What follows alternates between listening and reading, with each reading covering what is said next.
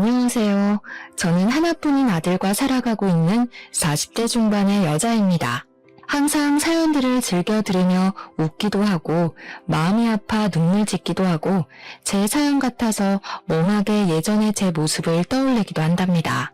저는 무리한 욕심을 부리지 않고 사는 걸 항상 마음에 새기고 있어요. 한때는 저와 가장 가까웠던 사람이 욕심으로 인해 어떻게 변해가고 망가졌는지 두 눈으로 똑똑히 보았기 때문이죠. 저와 비슷한 상황에 계신 분들이 있다면 도움이 되었으면 하는 마음으로 친한 친구에게도 말하지 못했던 제 사연을 용기 내어 한번 털어놓아 볼게요.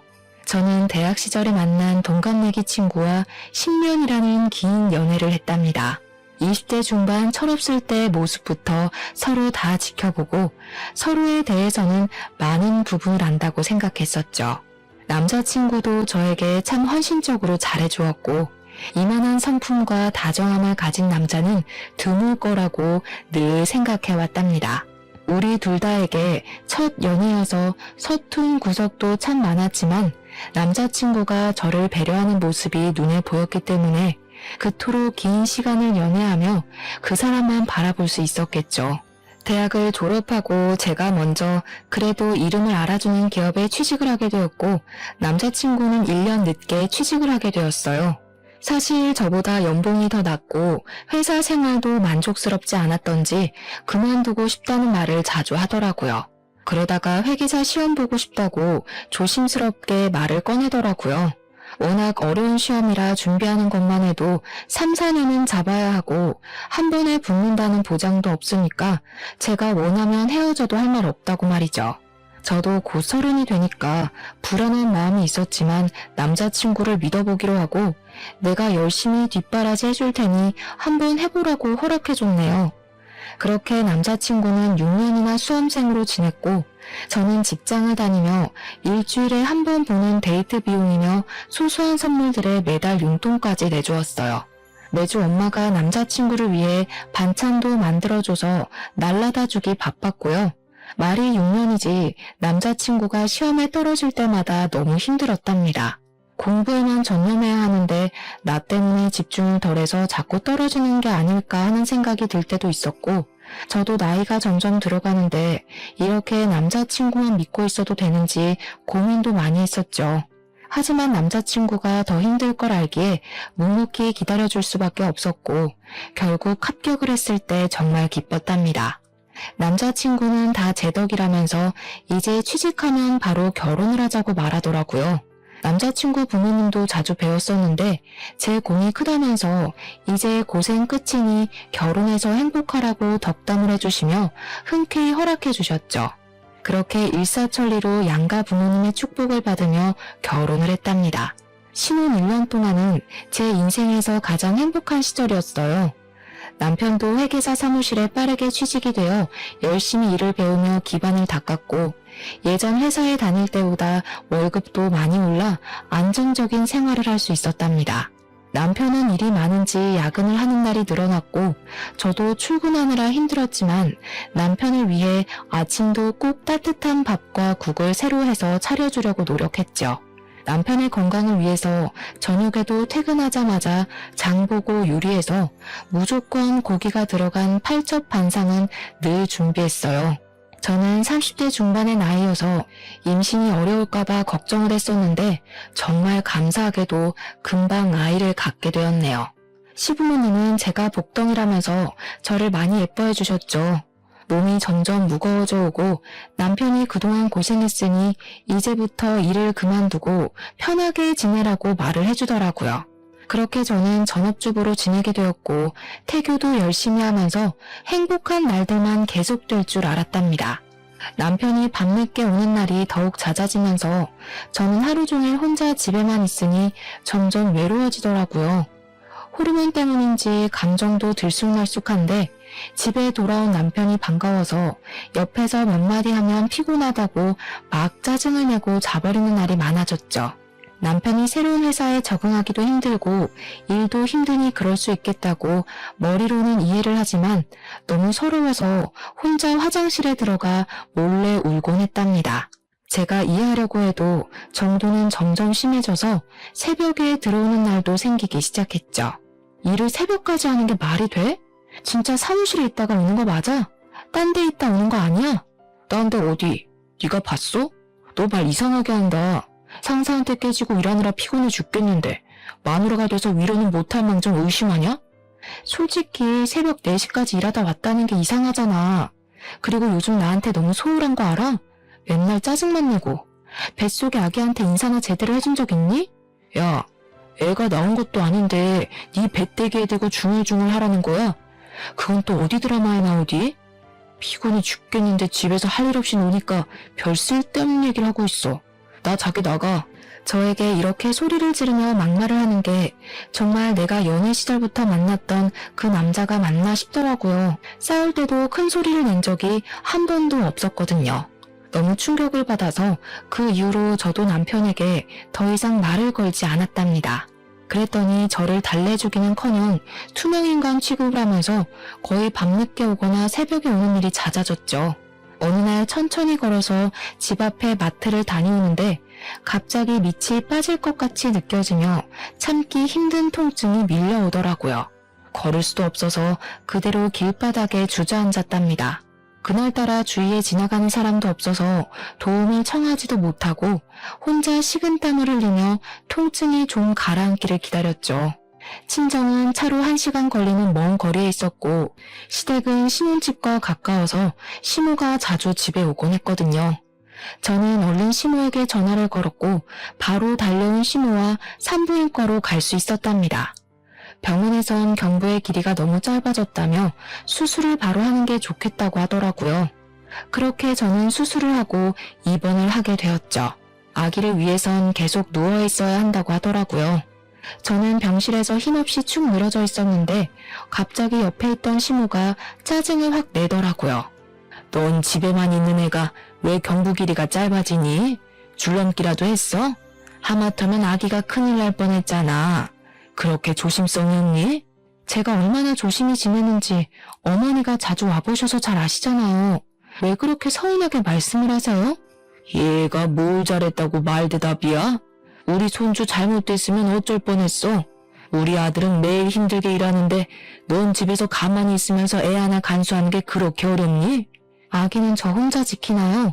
애 아빠가 얼마나 무심한지 아기 잘 있냐고 연락 한 번을 안 해요. 요즘 매일 새벽에 들어와서 얼굴도 못 보고 살아요. 보세요. 지금도 어머니가 저 병원에 있다고 전화했는데도 연락 한 통 없잖아요. 내 앞에서도 이렇게 남편 흉을 보는데 지 부모 앞에서는 어쩔까 몰라. 너 그렇게 안 봤는데 아주 앙칼지다. 남편이 일하느라 연락 못하는 건 당연한 거고 늦게 들어오면 힘들겠다고 걱정을 해줘야지. 너는 끝까지 네 생각뿐이야? 더 이상 대화를 해봤자 속만 더 상할 것 같아서 저는 눈을 감아버렸어요. 시모는 씩씩대더니 문을 쾅 닫고 가버리더라고요. 저는 서러움이 몰려와서 감은 눈에서 쉴 새 없이 눈물이 흘러내렸답니다. 남편은 제가 이틀 동안 입원해 있는데도 찾아오기는커녕 연락도 하지 않았어요. 저는 친정아버지의 부축을 받아 집으로 돌아왔고 엄마가 옆에서 보살펴 주시고 밥도 차려주셔서 기운을 좀 회복할 수 있었답니다. 친정 부모님은 남편의 태도에 화가 나셔서 한마디 하실 요량으로 밤늦게까지 기다리시다가 결국 집으로 돌아가셨어요. 남편은 또 새벽 늦게 술에 취해서 들어왔더라고요. 저는 침대에 누워있어야 했기 때문에 며칠째 씻지도 못하고 누워있었는데 남편은 방에도 들어오지도 않더라고요. 저는 결국 방으로 오라고 소리를 질러댔고 남편이 짜증이 가득한 얼굴로 들어오더라고요. 네가 인간이야? 내가 수술받고 입원해 있는데 괜찮냐는 연락 한 통 없을 수가 있어? 그리곤 또 새벽에 들어와. 이게 간땡이가 부었나? 어디 남편한테 막말을 해. 이래서 너처럼 수준 안 맞는 애랑 살 수가 없어. 너는 참 팔자 좋다. 남편이 회계사라 돈도 잘 벌어다 줘. 일도 안 하고 집에서 쳐놀고. 뭐? 쳐놀아? 내가 너 6년을 먹여 살렸는데 나는 1년도 집에서 못 노니?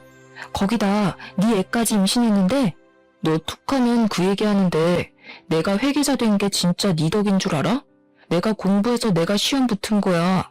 네가 시험 대신 봐줬냐? 자꾸 네가 뒷바라지 했다고 발목을 잡아대니까 내가 정이 더 떨어지는 거야. 말 다 했어? 너 진짜 나랑 10년 연애했던 남자랑 같은 놈 맞니? 왜 이렇게 변했어? 아니 이게 네 본 모습이야? 아 시끄러워. 너랑 말싸움하기도 지겨워. 너 집에서 논다고 머리도 안 감냐? 돼지처럼 살이나 찌고 떡지고 냄새나고 진짜 역겨워. 에이. 남편이 코를 막는 신용으로 하면서 방문을 쾅 닫고 나가버리는데 진짜 기가 막히더라고요. 당장이라도 따라 나가서 멱살을 잡고 싶었지만 흥분하면 아기가 위험해질 수 있으니 저는 안간힘을 다해 마음을 진정시키려고 애썼답니다. 저는 시모에게 울면서 전화를 했는데 저에게 괜찮냐고 위로를 해주지도 않더라고요. 그러고는 아기가 우선이니까 일단 친정집에 가서 출산할 때까지 가 있으라고 쌀쌀맞게 말하는 게 아니겠어요? 저는 그렇게 몇 달 동안 친정집에서 지내며 출산 준비를 했답니다. 남편은 역시나 연락 한 통 없었고 친정아버지는 남편을 만나기만 하면 가만 안 둔다며 우라통을 터뜨리셨죠. 그렇게 저는 출산을 하게 되었답니다. 남편 없이 15시간 진통을 한 끝에 우리 아들을 만날 수 있었죠. 그래도 아기는 보고 싶었는지 저녁에 남편과 시부모와 함께 왔더라고요. 친정아버지는 남편을 보자마자 멱살을 잡고 네가 이러고도 남편이냐며 호통을 치셨어요. 시부가 중간에서 말리며 겨우 일단락이 되었는데 기가 막히게도 남편은 죄송하다는 말은 절대 하지 않더라고요. 역시 팔은 안으로 굽는다고 시부모도 제 편을 들지 않고 요즘 일이 많아 힘들어서 그런다며 이해를 좀 해달라고 아들을 감싸는데 정이 점점 떨어졌답니다. 아기가 태어난 후에도 더하면 더했지 남편은 조금도 달라지지 않았답니다. 밤늦게 들어와서 곤히 잠든 아기 얼굴만 쓱 보고 태평하게 코를 골며 잠을 잤죠. 중간에 아기가 깨서 울면 짜증을 어찌나 내던지요. 저는 완벽하게 독박 육아를 했어요. 남편은 정말 단 한 번도 아기를 위해 기저귀를 간다거나 젖병을 타는 일을 하지 않았답니다. 어쩌면 그렇게 자기 아이인데도 무신경할 수 있는지 신기할 정도였어요. 심지어 아기가 우는 게 너무 듣기 싫다면서 애가 울면 이어폰을 끼고 방문을 닫고 들어가 버리는데 뒤통수를 때리고 싶을 때가 한두 번이 아니었죠. 저는 하루 종일 아기와 둘이 지지고 볶느라 점점 좀비처럼 지쳐갔고 우울증까지 걸릴 정도로 상태가 심각해져만 갔답니다. 다른 남편들은 다른 일은 안 해도 쓰레기만큼은 버려준다는데 저에겐 당연히 먼 나라 이야기였죠. 아기를 두고 나갈 수가 없어서 쓰레기 봉투가 현관 앞에 가득 쌓여있을 때가 많았어요. 냄새가 나서 버릴 수밖에 없을 때 아기가 잠든 틈을 타서 얼른 갔다 오곤 했답니다. 그날도 쓰레기 봉투를 들고 나가는데 주차장에 남편의 차가 딱 서는 게 보이더라고요. 그런데 어떤 여자와 함께 내리는 게 아니겠어요? 저는 너무 놀라서 아기도 잊은 채 얼음처럼 굳어버렸죠. 두 사람이 다정히 웃으면서 서로 안기는 모습에 저는 폭발하고 말았답니다. 두 사람 앞으로 달려가서 소리를 질렀더니 남편이 놀라서 저를 바라보더라고요. 저를 돌아보는 여자가 제 모습을 위아래로 훑으면서 풋 하고 웃는데 기분이 정말 나쁘더라고요. 남편과 거의 비슷할 정도로 큰 키에 몸매가 눈에 띄게 날씬하더라고요. 긴 파마머리에 위아래로 붙는 정장치마 블라우스를 차려입은 모습이었답니다. 제가 입을 떼기도 전에 그 여자는 옆동으로 쏙 들어가 버리는데 황당하더라고요. 둘이 껴안는 거 지금 다 봤거든? 저 여자 누구야? 너 바람 피우냐? 무식한 소리 좀 작작해. 너는 바람 피우는 여자랑 같이 집에 오냐? 우리 회사 중요한 고객이야. 내가 상담을 맡게 돼서 요즘 종종 만나서 회의하는 거고 알고 보니 같은 아파트여서 내가 데려다 준 거고 됐냐? 이 무식한 여팻네야. 너 진짜 말투 그따위로 할래? 너는 고객이랑 껴안니? 누굴 바보로 알아 호구로 알아. 너 호구 아니었어? 하긴 너같이 해외 한번 못 나가본 애들이 어떻게 이해하겠냐. 미국에서 워낙 오래 살아서 인사를 아메리카식으로 하는 거야. 그만큼 친근감 표시하는 거니까 무식하면 티를 내지 말고 그냥 입 다물고 있어. 남편은 저를 팍 치고 지나가 버렸고 저는 너무 화가 났지만 아기를 생각해서 이를 꽉 문 채로 집으로 들어갔답니다. 그 이후로 문득문득 두 사람의 모습이 자꾸 아른거리는 게 가슴이 콱 막히는 것 같았어요. 저를 비웃던 여자의 얼굴도 떠올라 화가 나기도 하고요. 저는 가끔 오시는 친정엄마 도움을 받으며 혼자 힘들게 아기를 키워나갔답니다. 그 사이 남편은 점점 새로운 옷이 늘어나기 시작했어요. 옷을 세탁하려고 보면 못 보던 명품 셔츠들이 계속 나오고 명품 가방도 여러 개로 늘어나 있고요.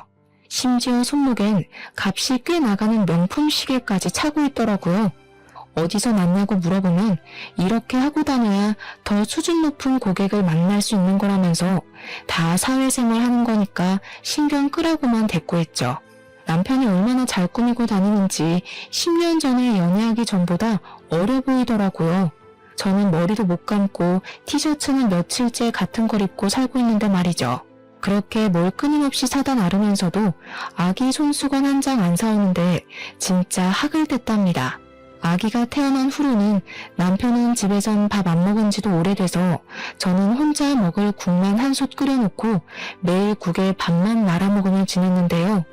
남편은 밖에서 매일 뭘 먹고 다니는지 얼굴에 윤기가 반지르르 해서 다니는데 어찌나 꼴 보기가 싫었는지 모른답니다. 어느 날은 차 키가 바뀌어 있길래 설마 하고 물어보니 차도 아주 비싼 외제차로 바꿨더라고요. 이 모든 일을 저에겐 한마디도 하지 않고 버리는데 매달 주는 생활비도 점점 적게 주기 시작하더라고요. 저는 말하기가 치사해서 웬만한 아기용품은 제가 모아둔 돈에서 사고는 했답니다. 어느 날 오랜만에 시모가 전화를 해서는 반찬을 좀 했다고 주러 온다고 하더라고요. 시모가 오겠다는 시간이 지나도 연락이 없어서 저는 시모를 기다릴 겸 아기와 산책도 할 겸 유모차를 끌고 단지 앞을 한 바퀴 돌고 있었어요. 거의 집 앞에 다 왔을 때 시모가 옆동에서 나오는 걸 보게 되었죠. 어머니, 왜 거기서 나오세요? 오랜만에 오셔서 헷갈리셨어요. 거기는 옆동이에요. 아니 여기에 내 친구가 살아서 잠깐 수다 좀 떤다는 게. 근데 너는 왜 나와 있니? 어머니 기다리면서 아기랑 한 바퀴 돌았어요. 너무 집에만 있어서 바람 좀 쐬고 싶어서요. 근데 반찬 가지고 오신다면서 빈손이시네요? 시모는 깜짝 놀라면서 다시 옆동으로 들어가셨죠. 저는 현관 앞에 서서 바라보다가 엘리베이터가 12층에 서는 것을 보았답니다. 그러자 시모가 묵직한 쇼핑백을 들고 내려왔더라고요.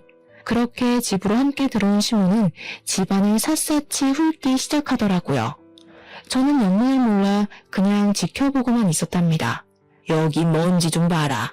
너는 집에 하루 종일 있으면서 청소도 안 하니? 식탁에 이거 국 말라붙은 자국하며 집이 아주 돼지우리가 따로 없네. 아기 입으로 먼지 다 들어간다는 생각도 안 해?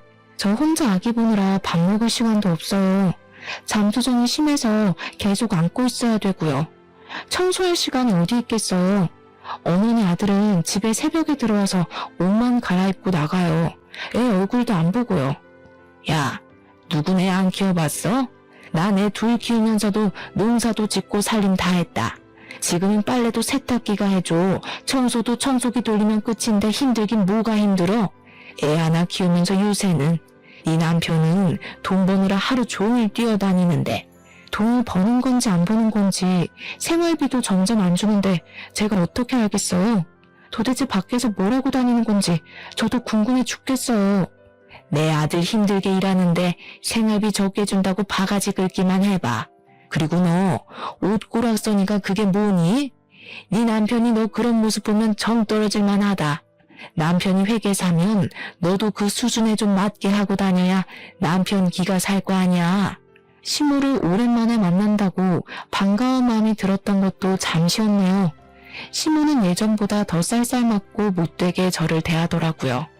저는 남편보다 더 변해버린 시모의 태도에 더욱 상처를 많이 받았답니다. 그 이후로 남편은 더 이상해지기 시작했어요. 어느 날은 치킨까지 사들고 와서 아기 키우는데 고생이 많다는 말까지 하면서 기분이 좋아 보이더니 또 어느 날은 평소와 다르게 일찍 들어와서 애 우는 소리 때문에 미치겠다는 둥 짜증난다면서 아기 욕조를 발로 차버리는 날도 있었죠. 어느 날은 눈도 벌겋게 충혈되고 다크서클이 심한 얼굴로 저에게 대뜸 돈을 요구하는 게 아니겠어요? 이번 달 생활비 준 거 있지? 그거 남은 거 있으면 다시 보내봐. 아니다. 모아놓은 돈 좀 없어? 참나. 누가 들으면 생활비로 500은 줬는지 알겠네. 꼴랑 100만 원 줘놓고는 그걸 다시 달라고? 이미 다 쓰고 돈 없어서 친정 엄마한테 빌려 쓰고 있어, 이 화상아. 집구석에 처박혀 있으면서 벌써 그 돈을 다 썼어? 나 없을 때 맨날 뭔 짓을 하냐? 그럼 장모님이 빌려준 돈이라도 줘봐. 지금 당장 급해서 그래. 너 도대체 월급을 얼마나 받아? 너는 지금껏 나한테 월급도 제대로 말해준 적이 없어. 그 돈 다 어디다 쓰고 나한테 돈을 달라고 할 수가 있어? 넌 입만 열면 그놈의 잔소리. 잔소리 때문에 내가 너랑 말을 하기가 싫은 거야.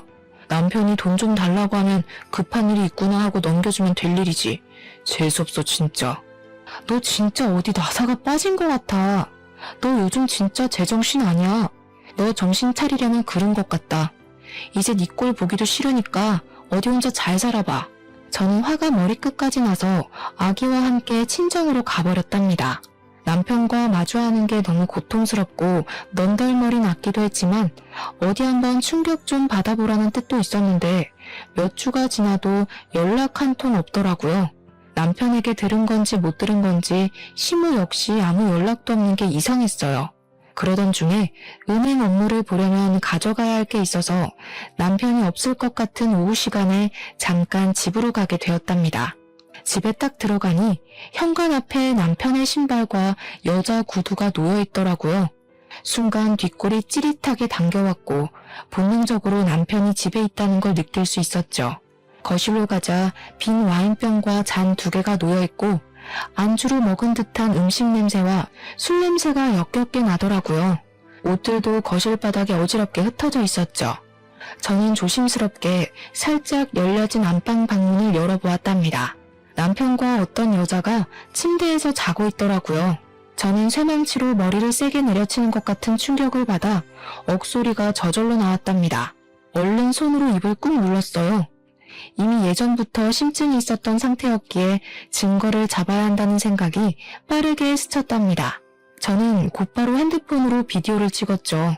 이젠 어떻게 행동해야 할지 정신을 가다듬으려고 노력하는데 마침 옷방에 걸쳐놓은 남편 양복에서 삐져나와 있는 핸드폰을 발견했습니다. 무슨 알림이 이렇게 많이 오는지 화면이 계속 깜빡이더라고요. 저는 핸드폰을 확인해 보았답니다. 어디로 입금하라는 메시지가 수도 없이 와 있고 전화도 몇십 통이 와 있더라고요. 얼른 사진들을 확인해 봤는데 상간녀와 찍은 사진은 없고 주식 그래프 같은 알 수 없는 그래프만 많더라고요. 어쩐지 수상한 느낌이 들어서 그 중에서 몇 장을 제 핸드폰으로 옮겨 담았답니다. 남편의 핸드폰을 제자리에 놓는 동시에 안방 문이 벌컥 열리는 게 아니겠어요. 한 여자가 표독스러운 눈빛으로 저를 쳐다보더라고요. 제 예상대로 예전에 남편과 주차장에 함께 있던 여자가 맞았습니다. 여자의 의기양양한 표정을 보니 속이 뒤틀려왔죠. 웬 도둑고양이가 들어왔나 했는데 사모님이셨네? 왜? 다 봤으면서 조용히 나가시려고? 그때 눈치챈 줄 알았는데 무슨 꿍꿍이가 있어서 잠잠한가 했더니 이렇게 증거 모으려고 조용히 있었던 거야? 야, 너는 남의 남편이랑 불륜이나 저지르면서 부끄러움도 없니? 어디서 잘난 척이야 상간녀 주제에. 저는 화가 나서 바로 상간녀의 머리채를 휘어잡았어요. 상간녀가 흰자를 뒤집어 까면서 제 머리를 잡으려고 팔을 휘젓더라고요. 저는 안간힘을 다해서 머리카락을 마구 뽑아댔어요. 상간녀가 비명을 지르기 시작했죠. 너 아파트 옆동에 사는 거 내 남편이 해준 거 맞지? 이제 다 알겠네. 생활비도 안 주고 돈 달라고 할 때 알아봤어야 하는데 다 니년한테 퍼주느라 그랬어? 그때였어요. 갑자기 눈앞에 별이 번쩍했는데 정신을 차려보니 제가 식탁까지 날아가 있었죠. 눈앞에는 저를 패대기 쳐버린 남편이 벌개진 눈으로 씩씩대며 노려보고 있더라고요. 지발로 나갈 땐 언제고 왜 기어들어와서 난리를 쳐? 감히 누구 머리채를 잡아? 니까짓 게. 야, 당장 나가. 너랑은 끝이야. 이혼서류 보낼 테니까 도장 찍어 보내. 남편은 제 멱살을 잡고 현관까지 질질 끌고 갔답니다. 저는 버텨보려고 악을 쓰며 남편을 할퀴고 방방 뛰었지만 황망하게도 아파트 복도까지 끌려 나갔고 문이 쾅 닫히더라고요. 문이 닫히는 순간에 저를 비웃던 그 상간녀의 얼굴을 지금까지도 잊을 수가 없네요. 배신감과 수치심이 몸이 사시나무 떨듯이 떨려오더라고요. 저는 이를 악물고 시댁으로 향했죠. 저를 본 시모가 깜짝 놀라더라고요. 어머니, 지금 그 작자가 뭘 하고 있는 줄 아세요? 제가 지금 그 인간이 다른 여자랑 침대에서 자고 있는 걸 봤어요. 싹싹 빌어도 모자랄 판에 저한테 이혼하자네요. 저도 저런 개차반이랑 더 이상은 살 미련이 없지만 너무 억울해서 어머니한테 왔어요. 결국 이 사달이 났구나. 일단 좀 진정을 해라. 너한테는 미안하지만 네 남편이 그 여자 아니면 죽겠다는데 어쩌겠니? 사실 여자 사귀어본 게 네가 처음이었으니 더 잘난 여자들도 많다는 걸 이제 한 걸 어쩌겠어? 네? 뭐라고요? 그럼 어머님도 알고 계셨다는 거예요? 제가 안 그래도 확인하려고 왔어요. 저번에 옆동 가셨던 거, 그 상간녀 집에 간 거 맞죠? 도대체 언제부터 아신 거예요? 손주 보기 부끄럽지도 않으세요? 자식 이기는 부모 있니? 그 여자랑 안 살면 죽어버린다는데 어떻게 그럼? 너도 봐서 알 거 아니야. 솔직히 너랑 비교가 되니? 키 크고 예쁘고 거기다가 미국 명문대까지 나왔단다. 지금은 그 뭐냐? 암튼 큰 투자회사 다니면서 돈도 잘 번대. 솔직히 지금 우리 아들이 회계사인데 너보다는 그 애가 더 수준이 맞지. 어머니도 제정신이 아니시네요. 아들이 와이프랑 자식도 내팽개치고 불륜을 저지르는데 그걸 맞장구 쳐주는 게 맞는 일이에요? 하긴 어머니가 양심이 전혀 없으니까 아들도 똑같이 닮아서 이런 인간 같지도 않은 일을 벌였겠죠. 그때 시모가 제 뺨을 철썩 때리는 게 아니겠어요. 저는 얼얼한 뺨을 감싸쥐고 시모를 노려보았답니다. 사람이 충격을 여러 번 받으면 이렇게 정신이 나가는구나 싶은 생각이 들더라고요. 듣자 하니까 아주 막 나가. 네 본 모습을 보니까 빨리 헤어지게 하고 그 애한테 새 장가 보내야겠다. 네 수준에 회계사 남편 뒀으면 감사합니다 하고 수발이나 잘 될 것이지. 남편 바가지나 긁어대고 막말이나 해대고 뭔 의리를 지키겠다고 이런 그 맘 맞는 애랑 결혼까지 시켰는지 내가 후회 막심이야 아주. 우리 아들 발목 잡지 말고 당장 갈라서. 제가 계속 노려보자 시모가 다시 한번 손을 올리더라고요. 저는 시모의 손목을 힘껏 잡아 비틀어 내렸어요. 시모가 아프다며 소리를 빽 지르더라고요. 저한테 이렇게 하신 거 꼭 후회하는 날이 올 거예요. 하나뿐인 손자 얼굴도 다시는 못 보실 테니 부디 그 여자한테서 손녀 손자 많이 얻길 바랄게요. 저는 시모의 손목을 팍 던져버리고 시댁을 나왔답니다. 울지 않으려고 이를 악물었지만 어느새 눈물이 줄줄 흐르고 있더라고요. 정처 없이 걸어가는 내내 남편을 처음 만난 순간부터 지금까지의 일들이 단편 영화처럼 차르륵 머릿속을 지나갔답니다. 이런 결말을 맞이하려고 그렇게 아낌없이 사랑했나 싶은 마음에 나 자신이 정말 바보 같을 뿐이었죠. 그렇게 며칠이 흐를 동안 어떻게 해야 할지 무수히 고민을 했답니다. 일단은 상간녀를 만나 얘기를 하던 싸움을 하던 해서 그 내용을 녹음을 해두자는 생각이 들었죠. 저는 전에 시모가 12층으로 갔던 기억을 살려 무조건 12층으로 올라가 봤어요. 두 집 중에서 어느 쪽일까 잠시 고민하는데 한 집에서 남녀의 대화 소리가 시끄럽게 들리더라고요. 저는 그 집 현관문에 귀를 대고 들어보았는데 상간녀의 목소리가 똑똑히 들려왔답니다. 이제 거의 다 턴 것 같지? 더는 돈 나올 구멍이 없는 것 같은데 보증 몇 개만 더 할까? 정확하게 무슨 내용인지는 알 수 없었지만 여자의 육감은 무섭다고 촉이 대충 오더라고요. 저는 조용히 친정집으로 돌아와서 그 여자 신상에 대해서 알아보기 시작했답니다. 남편이 자기 회사 고객이라고 했던 말이 떠올라서 남편이 일하는 회계 사무실로 전화를 걸어 슬쩍 물어봤죠. 남편 이름을 대고 와이프라고 하자 전화를 받은 직원 목소리가 바로 쌀쌀 맞아지더라고요. 남편이 담당하는 고객은 딱 한 명뿐이라고 하길래 제가 대충 상간녀의 인상착의를 말하며 아닌 척을 하자 별 의심 없이 여자의 이름과 투자회사 이름을 알려줬답니다. 인터넷 검색을 해보니 투자회사 이름으로 된 사이트가 나오긴 하더라고요. 사이트를 보는데 주식 그래프 같은 게 있고 거기에 있는 로고가 낯이 익었답니다. 혹시나 하고 남편의 핸드폰에서 옮겨온 사진을 보니 같은 로고였고 그 로고 이름으로 투자 앱이 있는 걸 알게 되었죠. 무슨 앱인지 정보를 찾아보니 놀랍게도 사설 도박 사이트였어요. 주식 투자를 가장했지만 사실은 도박이었고 남편은 여기에 빠져있는 걸로 보였죠. 불륜에 이어 도박까지 하다니 남편을 떠나 아이 아빠의 자격이 전혀 없는 사람이고 이런 아빠는 없는 편이 나은 것은 확실했죠. 순간 친가 쪽 사촌 오빠가 경찰이었기 때문에 가족들에게 문제가 생기면 종종 도움을 받았던 게 기억이 나더라고요. 저는 오빠에게 전화를 걸어서 투자회사 이름을 비롯해서 도박 앱, 상간녀 이름 등의 정보를 알려주고 수사를 해보면 좋을 것 같다고 말을 해두었답니다. 남편은 메일을 전화해서 이혼을 요구하더라고요. 저는 합의해주는 대신 살고 있는 아파트를 내 명의로 바꾸고 아기 양육비를 매달 줄지 안 줄지 불안하니까 일시불로 달라고 못 박았죠. 상간녀와 얼마나 살고 싶으면 바로 좋다고 하더라고요. 시부모도 얼마나 이혼하기를 바랬던지 시부모 집을 담보로 대출을 받아서 제가 말한 양육비를 일시불로 입금했답니다. 저는 그렇게 남편과 합의 이혼 서류를 제출하고 3개월의 숙려 기간을 기다려야 했는데요. 드디어 이혼 확정이 되었다고 연락이 왔고 마지막으로 남편을 법원에서 만나게 되었답니다. 오랜만에 만난 남편은 얼굴은 여전히 피곤해 절고 눈은 벌겋더라고요. 드디어 이혼해서 기분 좋겠네? 아직도 상간녀랑은 잘 지내고? 이제 남남인데 신경 끄셔. 아무튼 좋았던 때도 있었는데 유감이고 우리 수준이 너무 달라져서 더는 같이 갈 수 없는 거니까 이해해라. 아기 잘 키우고. 개소리 그만 짓거리고 네 아기 아니니까 너나 신경 꺼. 잠깐 중요한 메시지가 왔네. 어머, 넌 아직 소식 못 들었어? 네 애인 경찰한테 잡혀갔다는데? 전 남편은 영문을 모르는 눈으로 저를 바라보더라고요. 그 꼴을 보니 웃음이 저절로 나서 그 앞에서 깔깔 웃어버렸네요.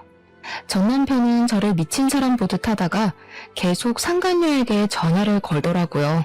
경찰서에 있다니까 전화를 받겠니?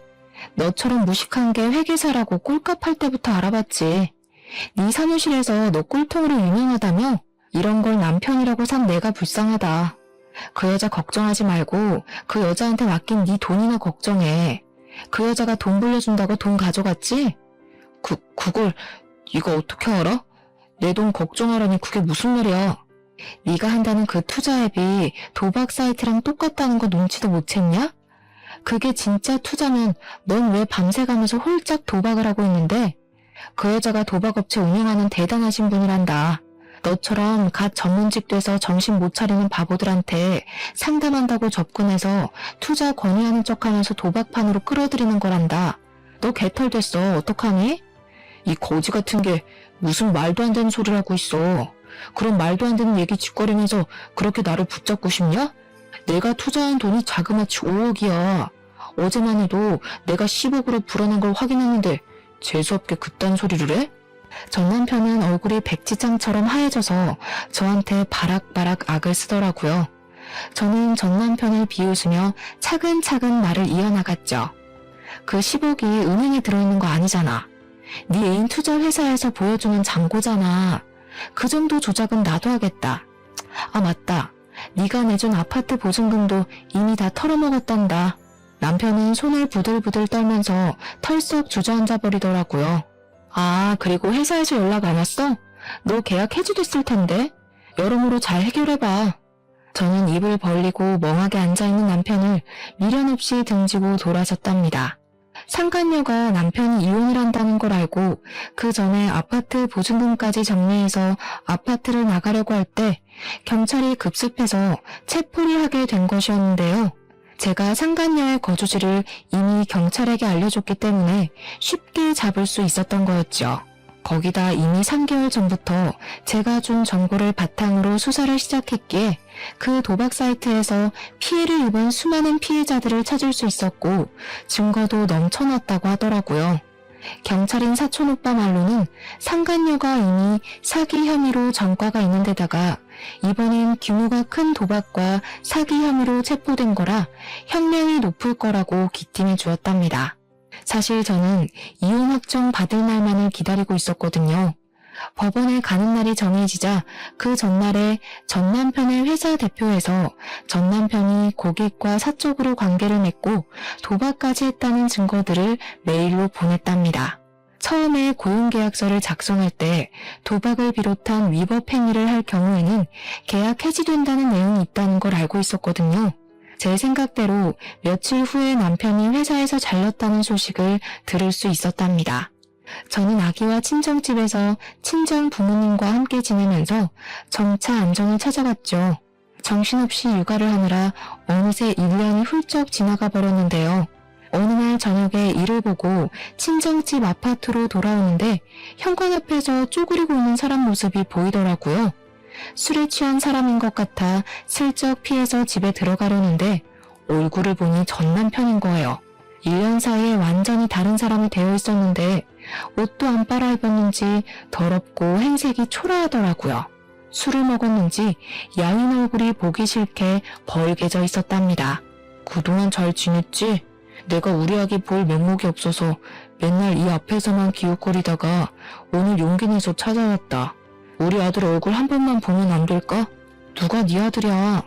이혼할 때는 친권도 옳다구나 하고 냅다 버린 게 누군데 여기가 어디라고 술을 처먹고 와? 너 내가 아직도 웃었니? 전 남편은 갑자기 무릎을 꿇더니 제 다리를 잡고 늘어지는 게 아니겠어요? 저는 다리를 팍 쳐냈지만 끈질기게 바지를 잡고 늘어졌답니다. 이거 안 나? 당장 꺼져. 또 한 번 찾아오면 경찰 신고로 안 끝날 줄 알아.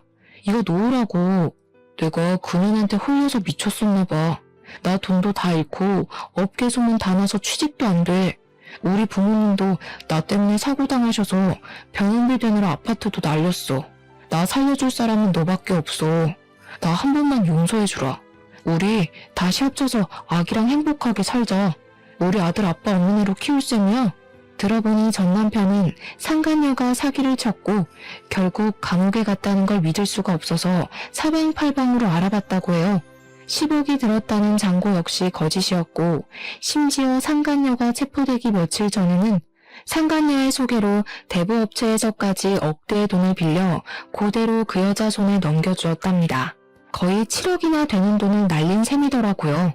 상간녀가 진짜 자기와 특별한 관계라고 끝까지 믿었었는지 감옥에 거의 매일을 가서 만나보려고 했지만 상간녀가 면회를 거절한 건 당연했죠.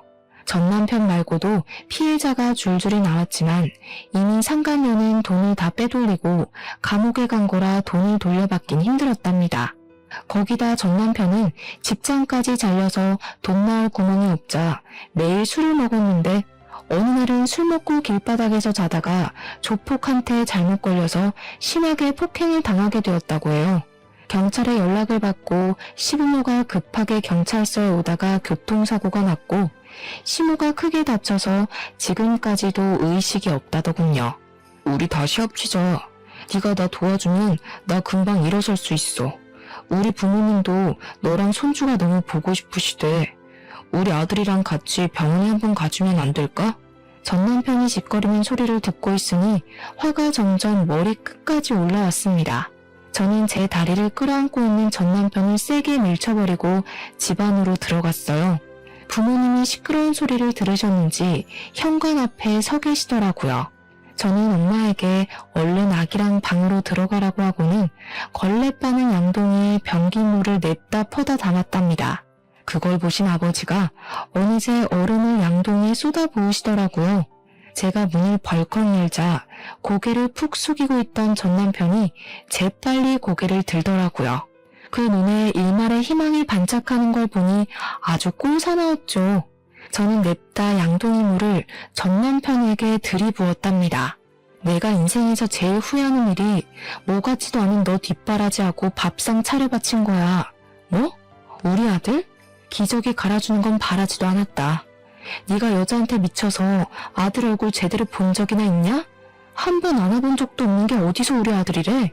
내 인생에 다신 나타나지 마. 여보, 제발 예정을 생각해서 우리 아들 얼굴이라도 보여줘. 그럼 나 염치 없지만 5만 원만 좀 빌려주면 안 될까? 엄마 병원에 가야 되는데 차비가 없어서. 그때 친정아버지가 나오셔서 전 남편 멱살을 잡고 흔드시며 거지 새끼가 어디서 돈을 구걸하냐며 당장 꺼지라고 호통을 치셨답니다.